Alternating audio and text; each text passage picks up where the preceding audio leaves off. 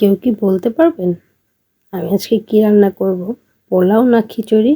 ঠিক আছে, মাথায় এত প্রেশার দেওয়ার কোনো দরকার নেই, আমিই বলে দিই। এখানে আজকে চাল ডাল মিলিয়ে একটা জগা খিচুড়ি রান্না করব। তাহলে হ্যালো, আসসালামু আলাইকুম। কী অবস্থা সবার? আশা করি সবাই খুব ভালো আছেন। আমিও আপনাদের দোয়ায় খুব ভালো আছি। তো এখানে চাল ডাল ভালো করে মিক্স করে নিচ্ছি। তো বলেই তো দিলাম খিচুড়ি রান্না করব, এজন্য কিছু মশলাপাতিও নামিয়ে নিলাম। আর খিচুড়ির সাথে মাংস না হলে তো জমেই না।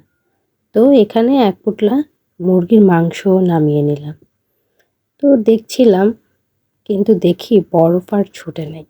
তো কি আর করা, বললাম ঠিক আছে থাক আর কিছুক্ষণ পরেই দেখে নিব। তো এখানে আমি খিচুড়িটা বসিয়ে দিলাম। তো এখানে আমি পেঁয়াজ, তেল আর কিছু গোটা মশলা দিয়ে দিলাম, তেজপাতা, এখানে দিয়ে দিলাম লবণ, আদা রসুন বাটা, দিয়ে দিলাম হলুদ, তারপর একটু নাড়াচাড়া করে আবার দিয়ে দিলাম মরিচের গুঁড়ো, আবার একটু নাড়াচাড়া করে তারপর দিয়ে দিলাম, এখন দিয়ে দিব ধনিয়া গুঁড়ো। এই তো এক এক করে সব মশলা দিচ্ছি আর নাড়াচাড়া করছি। তো এখানে সবগুলো মশলা আমি ভালো করে কষিয়ে নিচ্ছি। আর আমার মশলাগুলো প্রায় কষে এসেছে। তো এখন এই মশলার মধ্যে আমি দিয়ে দিব আমার চাল ডাল আমি ভালো করে ধুয়ে নিয়েছি, সেই ধোয়া চালগুলো। তো এই তো আমি চাল ডালগুলো ফ্রাই প্যানে দিয়ে দিচ্ছি। এখন এই চাল ডালগুলো আমি ভালো করে মিক্স করে কিছুক্ষণ কষিয়ে নেব।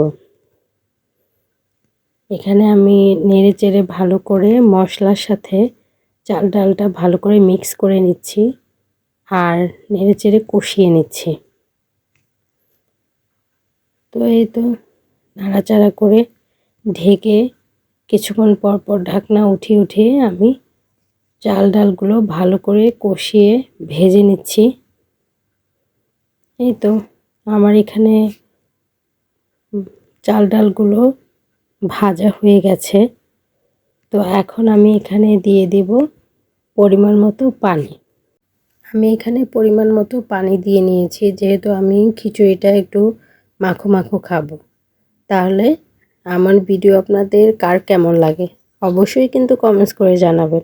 এখানে আমি কয়েকটা কাঁচামরিচ দিয়ে দিয়েছি। আমার ভিডিও যদি আপনাদের ভালো লেগে থাকে তাহলে অবশ্যই লাইক, কমেন্ট, শেয়ার করতে ভুলবেন না। আর আমার চ্যানেলটিকে কিন্তু সাবস্ক্রাইব করে আমার পাশে থাকবেন। আজকে এই পর্যন্ত, আল্লাহ হাফেজ।